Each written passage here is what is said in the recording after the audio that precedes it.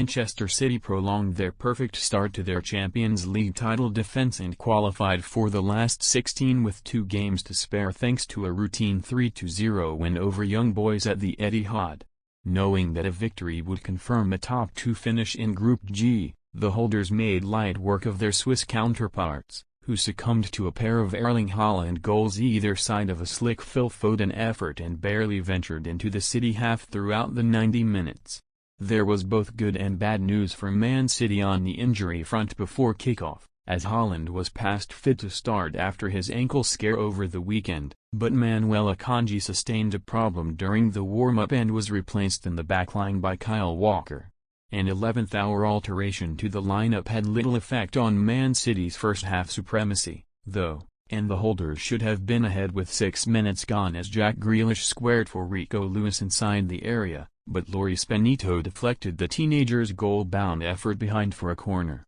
Benito's number 1 Anthony Rachopi was also earning his keep, making a 17th-minute double save from Walker's low free kick and Foden's follow-up, but the goalkeeper was let down by Sandro Lauper 5 minutes later. The 27-year-old clipped Matheus Nunes inside the area right under the referee's nose, and faced by a wall of fervent Young Boys supporters, Haaland stepped up and convincingly sent Rachopi the wrong way to break the deadlock. Haaland ought to have doubled his tally for the evening in the 36th minute as Kyle Walker fizzed a low delivery to the Norwegian at the back post, but the ball took a slight nick off of a Young Boys defender, and Haaland could only shin the ball into Rachopi's grateful arms. The visitors, who offered nothing whatsoever in the final third, were seemingly happy to head into the break with just a 1-goal deficit to make up, but Man City's pressure eventually told again in first-half injury time thanks to an honest piece of play from Foden. After latching onto Grealish's curling ball out to the right,